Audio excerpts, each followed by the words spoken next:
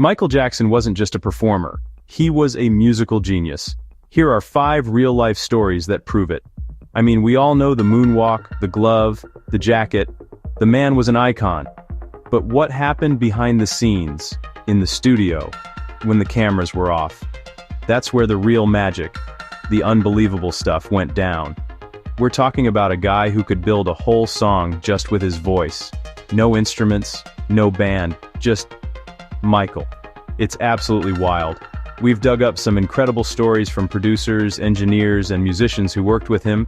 From beatboxing entire demos to his insane perfectionism in the studio, these anecdotes will leave you in awe. Seriously, you think you know Michael Jackson? Get ready, because you're about to see a side of his artistry that is just mind-blowing. It's the kind of stuff that makes you realize he wasn't just making songs, he was building entire worlds with sound. So, grab your popcorn, get comfortable, because this is going to be fun. We're peeling back the curtain on the King of Pop. We're going to explore how he heard music, how he created it, and why his songs are still, to this day, absolute masterpieces. You won't believe some of these studio secrets. I can't wait to share them with you. Let's get into it. Alright, first up, let's talk about how Michael composed.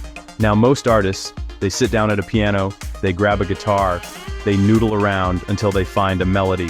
Not Michael. No, no, no. Michael Jackson had the entire orchestra, the whole band, living inside his head. Producers would come in for a session, and Michael would stand in front of the microphone and just start.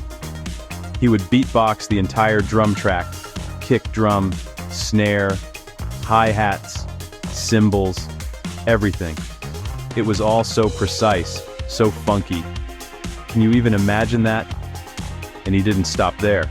After laying down the beat with his mouth, he'd sing the bass line, boom, boom, ba, boom, boom.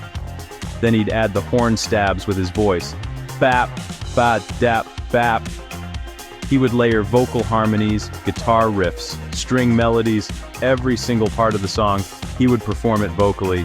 He was a one-man band, a human synthesizer. Engineers who worked with him said it was one of the most incredible things they had ever witnessed. They would just hit record and try to capture all the genius pouring out of him. It's just, wow. These weren't just rough ideas. These vocal demos were so complete, so detailed, that you could hear the finished hit song right there.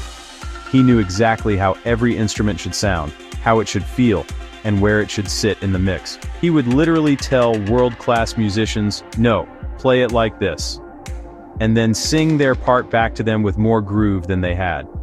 It's a level of musical intuition that is just off the charts. Absolutely incredible. So we know he could create the sounds, but what about the rhythm? This story is just fantastic. Michael had what you'd call perfect rhythm. Not just good rhythm, but perfect. Like, scientifically perfect. There's a famous story from the recording of Billie Jean where the drummer, Ndugu Chancellor, was laying down the beat. Michael felt it wasn't quite right. He wanted it even tighter, more locked in. So get this, he had the drummer leave the room. Michael went out onto the studio floor. They put microphones on a wooden platform. He proceeded to dance. He stomped his feet. He clapped his hands, creating the basic rhythm track with just his body. The engineers were stunned. They put it on the computer grid. His timing was flawless. He was a human metronome. He didn't just feel the beat, he was the beat. That internal clock can't be taught. It's a superpower. It wasn't just with his body. He could lead entire orchestras. He'd walk into a room full of Juilliard-trained string players. Without reading sheet music, he would conduct them. He'd sing the parts to them, showing them the exact emotion and timing he wanted for each swell crescendo. He had absolute pitch. He'd hear one violin slightly out of tune in a sea of 50. You, third row, second chair, you're a little flat.